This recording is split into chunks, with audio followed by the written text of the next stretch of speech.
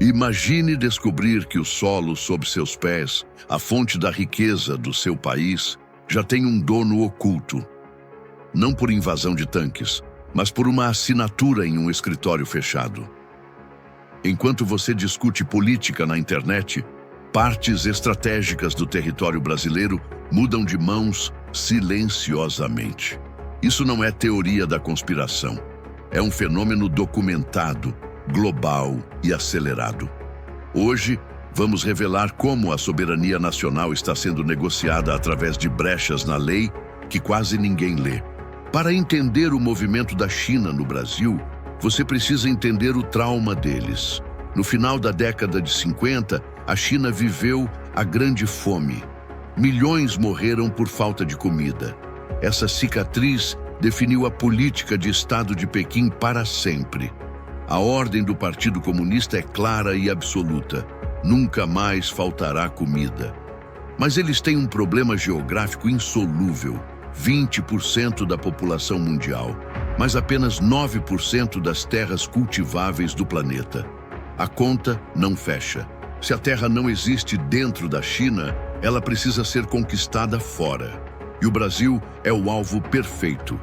Somos a última fronteira agrícola relevante do mundo. Terra abundante, água infinita e clima que permite até 3 safras por ano. Para a estratégia de sobrevivência chinesa, o Brasil não é apenas um parceiro comercial. Nós somos a fazenda externa que garante a estabilidade social deles. E eles não querem apenas comprar a soja. Eles querem controlar a produção na origem. No papel, o Brasil parece protegido. A Lei 5.709, criada em 1971 durante o regime militar, restringe severamente a compra de grandes extensões de terra por estrangeiros. A ideia era justamente proteger a soberania nacional. Por décadas, essa lei funcionou como um escudo. Mas no mundo globalizado do século XXI, leis antigas têm brechas novas. E os advogados internacionais encontraram o caminho perfeito para contornar essa barreira sem cometer nenhum crime. A manobra é juridicamente brilhante e preocupante. O capital estrangeiro cria ou compra uma empresa brasileira. Essa empresa tem CNPJ nacional, sede em São Paulo ou Mato Grosso, e diretores brasileiros. Mas 100% do dinheiro e das decisões vem de fora. Um parecer da Advocacia Geral da União em 2010 tentou fechar essa porta, mas a pressão do mercado é gigantesca. Na prática, a soberania se dilui em estruturas societárias complexas que tornam impossível saber quem é o dono real do latifúndio. Casos como o da estatal chinesa Hulunbuir ou aquisições na região do Mato Piba ilustram essa movimentação. Não é uma invasão ostensiva com bandeiras hasteadas. É a compra de usinas, armazéns e terras através de subsidiárias. Segundo a base de dados Landmetrics, o Brasil é um dos maiores alvos globais de land grabbing, a aquisição de terras em larga escala. Eles não compram apenas o hectare, eles compram a capacidade produtiva futura daquela região. Mas o controle da terra é apenas a ponta do iceberg. A estratégia é vertical. Em 2017, a estatal Chemchina comprou a gigante suíça Syngenta por 43 bilhões de dólares. Por que isso importa?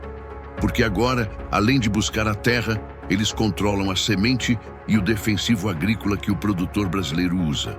Se você controla o insumo básico, você controla o custo e a viabilidade da safra antes mesmo dela ser plantada. É um cerco estratégico completo.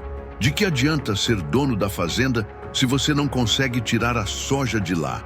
Aqui entra a infraestrutura. O interesse chinês maciço em ferrovias como a Ferrogrão ou em portos no Maranhão e na Bahia não é aleatório. Eles precisam criar um corredor de exportação eficiente que não dependa da ineficiência estatal brasileira. O objetivo é criar um tubo direto e rápido entre a lavoura no Mato Grosso e o porto de Xangai, controlado por eles de ponta a ponta. Para saber o futuro, basta olhar para a África.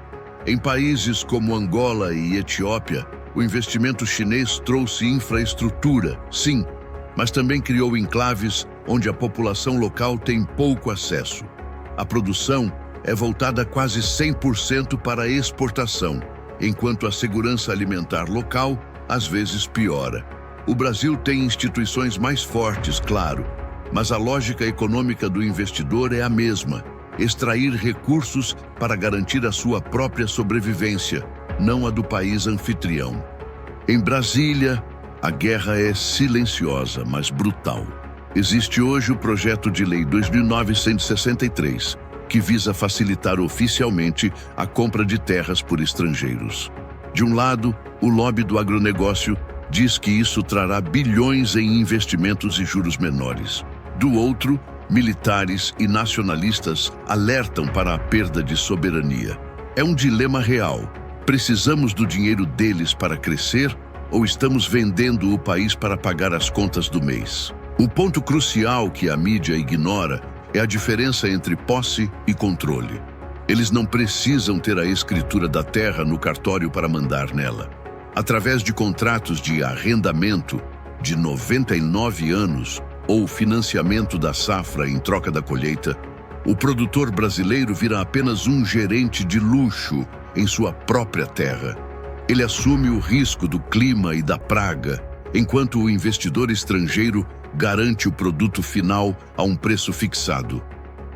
Quem é o dono de verdade? Imagine um cenário de crise global em 2030, uma nova pandemia ou uma guerra em escala. Países fecham suas fronteiras. Se a produção de soja de um estado brasileiro estiver contratualmente vendida para a China, essa comida vai sair do país, mesmo que falte comida no prato do brasileiro. Contratos internacionais são implacáveis. Quem financiou a safra tem o direito sobre ela. Nesse dia, a soberania nacional será apenas um conceito abstrato diante da fome real. É importante ser justo. Não é apenas a China. Fundos de pensão americanos, europeus e árabes também compram terras aqui.